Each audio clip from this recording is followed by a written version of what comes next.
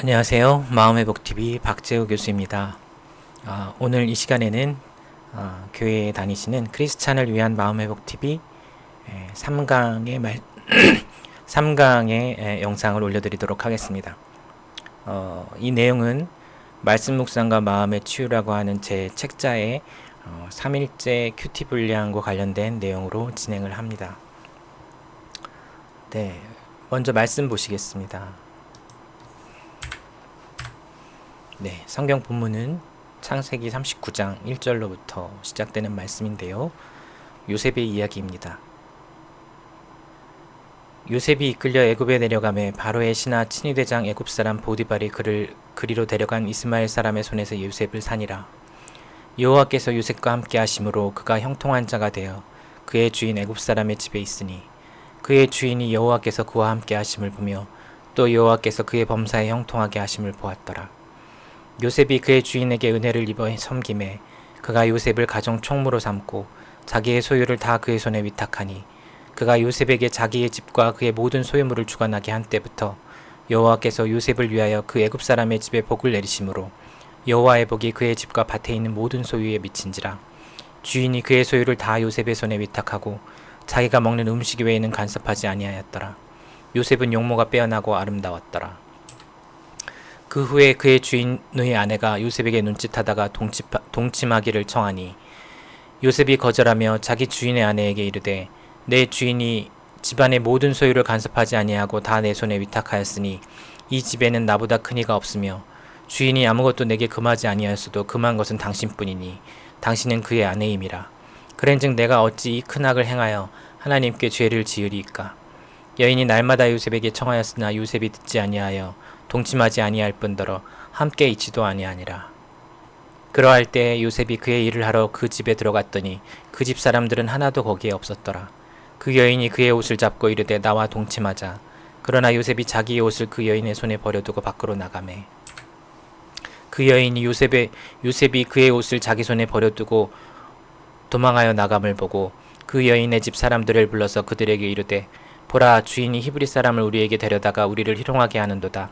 그가 나와 동침하고자 내게로 들어오므로 내가 크게 소리질렀더니 그가 나의 소리질러 부름을 듣고 그의 옷을 내게 버려두고 도망하여 나갔느니라 하고 그의 옷을 곁에 두고 자기 주인이 집으로 돌아오기를 기다려 이 말로 그에게 말하여 이르되 당신이 우리에게 데려온 히브리 종이 나를 희롱하려고 내게로 들어왔으므로 내가 소리질러 불렀더니 그가 그의 옷을 내게 버려두고 밖으로 도망하여 나갔나이다. 그의 주인이 자기 아내가 자기에게 이르기를 당신의 종이 내게 이같이 행하였다 하는 말을 듣고 심히 노한지라. 이에 요셉의 주인이 그를 잡아 옥에 가두니 그 옥은 왕의 제수를 가두는 곳이었더라. 요셉이 옥에 갇혔으나 여호와께서 요셉과 함께 하시고 그에게 인자를 더하사 간수장에게 은혜를 받게 하심에 간수장의 옥중 제수를 다 요셉의 손에 맡김으로 그 재반 사물을 요셉이 처리하고 간수장은 그의 손에 맡긴 것을 무엇이든지 살펴보지 아니하였으니 이는 여호와께서 요셉과 함께 하심이라. 여호와께서 그를 범사에 형통하게 하셨더라. 네, 이 말씀 중에서 여러분들은 어떤 말씀, 어떤 구절에 눈길이 가셨습니까? 네, 제가 주목한 포인트는 여호와께서 함께 하심으로 라는 구절과 함께 있지도 아니하니라 라는 부분입니다. 요셉이 노예로 팔려갔고 거기서 어떤 그 이집트 관리의 집에 다시 팔려가게 되는데 그래도 그의 신분은 노예일 뿐입니다. 그런데 거기서 여호와께서 함께 하심으로 하나님이 함께 하심으로 그에게 복이 임하였고 그가 맡은 일에 복이 임하였다. 이런 얘기가 나옵니다. 여러분이 힘든 상황에 있을 때 하나님께 부르짖고 하나님의 임재를 경험하면서도 그 상황이 한동안 변하지 않는 것을 경험하신 적이 있으십니까? 성경의 요셉 이야기에도 그런 얘기가 나오고 있습니다. 하나님께서 함께 하시는데 노예로 팔려가고 하나님께서 함께 하시고 죄를 짓지 않았는데 감옥에 들어가고 이러한 삶이 요셉의 삶이었습니다. 이러한 삶은 어떤 사람들을 시험에 들게 할 수도 있지만 성경 다른 곳에 고난당한 것이 내게 유익이라 고난당하기 전에는 내가 그릇 행하였으나 고난당한 후에는 내가 여호와의 도를 행하였다 라는 내용의 말씀 구절이 있습니다.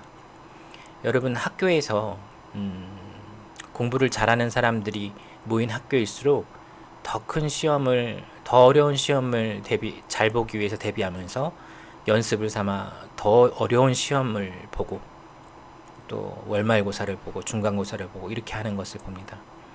여러분 학교 다니실 때 소풍을 가는 것이 즐거우셨습니까? 시험을 보는 것이 즐거우셨습니까? 우리는 소풍 가는 것을 더 좋아하죠. 하지만 학교의 목적은 소풍을 가는 데 있지 않기 때문에 365일 소풍만 가지 않고 1년에 한 번, 두 번 소풍을 갔다면 매월 시험을 보고 여러 가지 힘든 과제를 주고 학생들을 이렇게 합니다. 근데 그게 학생을 괴롭히려고 하는 것이 아니라 학생들을 연단해서 학력을 신장시키기 위한 것이죠. 하나님께서 우리를 다루시는 방식도 같은 것 같습니다. 그런데 여기서 우리가 주의해야 될 것은 상황이 변하여 다시 선순환이 돌아오도록 하는 데 있어서의 관건은 하나님의 임재를 잃지 않는 것, 하나님과 함께 하는 삶을 사는 것이라는 것입니다. 그럴 때 바로 필요한 것이 죄악의 자리에 함께 있지도 아니하리라 하는 요셉의 태도와 같은 태도인겠죠. 하나님은 거룩하신 분이기 때문에 죄가 있는 곳에는 임재하실 수가 없고, 죄인에게 하나님이 임재가 나타난다는 것은 곧 심판이고 그의 죽음을 의미하는 것입니다.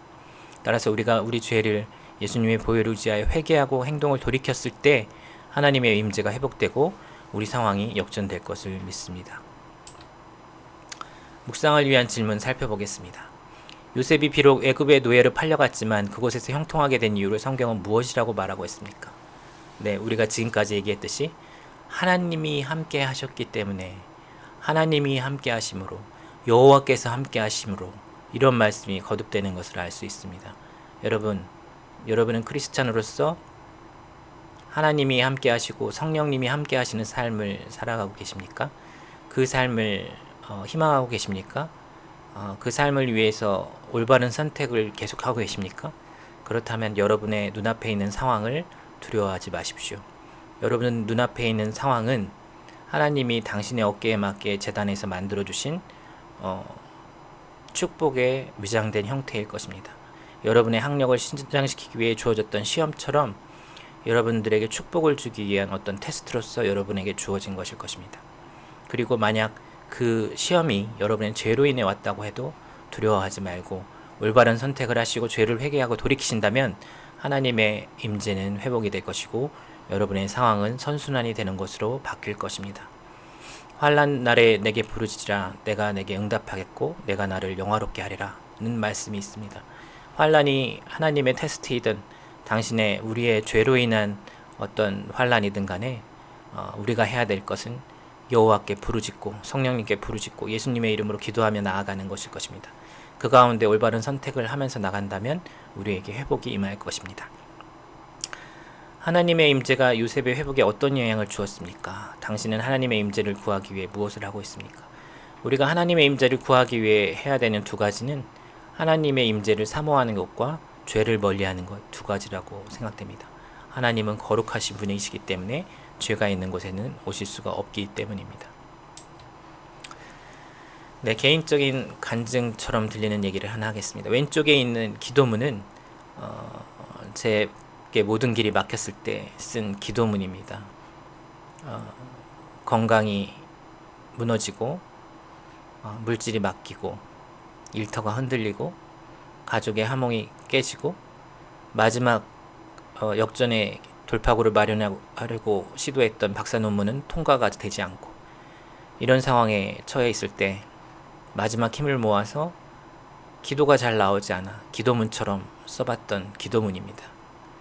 네, 제 글씨가 이렇게 악필이 아닌데 너무 힘든 상황에 눌려서 글씨체를 신경 쓸 여지도 없이 저렇게 썼던 기도문입니다.